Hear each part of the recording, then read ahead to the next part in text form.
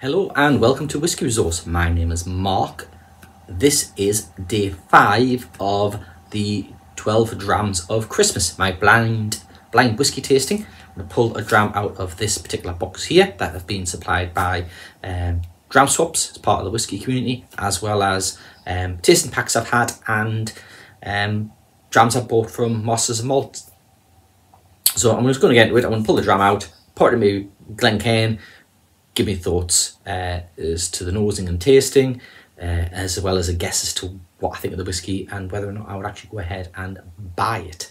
So let's go. So boom, boom, boom, boom, boom, boom. Let's go for that one.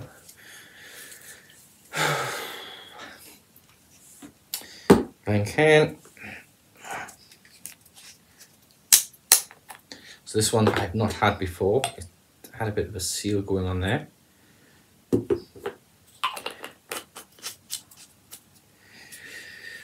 Into me hat, wrap it a bit, and onto the floor, out of the way. Right then, what have we got here? Didn't spill any like I did yesterday. Ooh, there's definitely a peat note there, like peat, smoke, fruity, sea spray, bit of brine, almost tropical fruity, bit citrus, some toffee, vanilla. That is nice. There's a little bit of alcohol in it, but there's not an awful lot. This isn't a cask strength. It's definitely peaty. So my mind is immediately drawn to Islay. Okay, on the palate.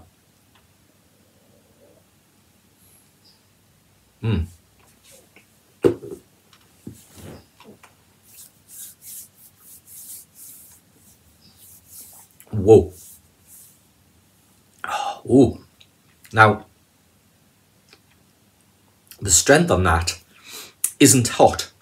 It's 46% thereabouts.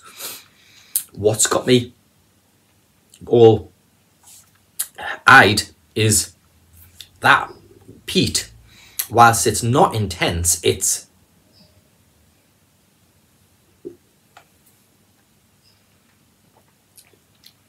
like somebody's filtered water through an ashtray. Very, very ashy. Slight touch of barbecue, but very much ash. It's more smoky than peat, but there is earthiness of peat going on there. It's not massively developed, which suggests that this could be a youthful whiskey. I would say it's going to be Islay. That has to be an Islay.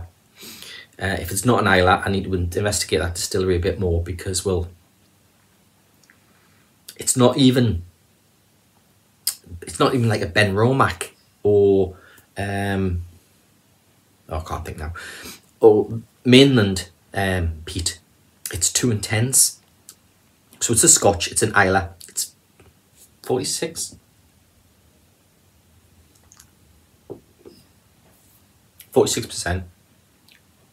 It's got a bit of tropicalness to it, but I don't think it's been finished. I think it's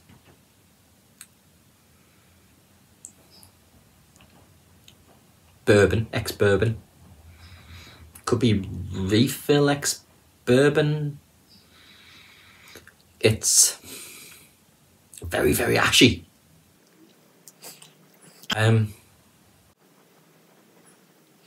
46%. I can't think of any of the Islay distilleries knock out 46% regularly enough.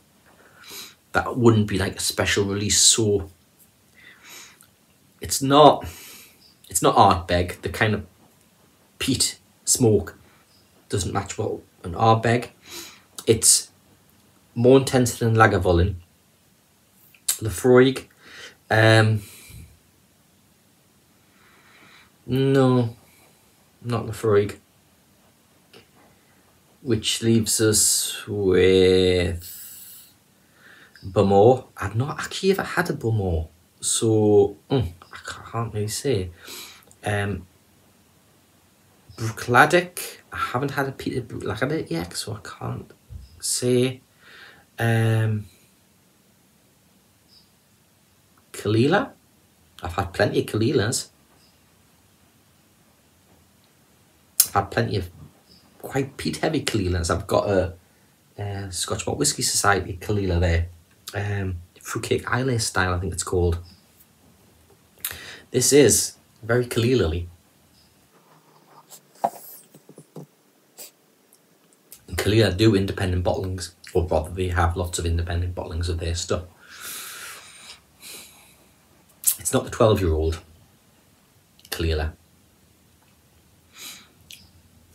It's slightly too spirity and strong in flavour, so and strength.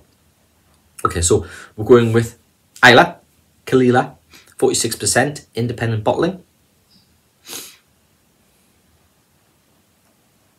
Would I buy a bottle? No, I wouldn't actually buy a bottle of this. It's that ash is quite distracting. You're not really getting much more on the palate.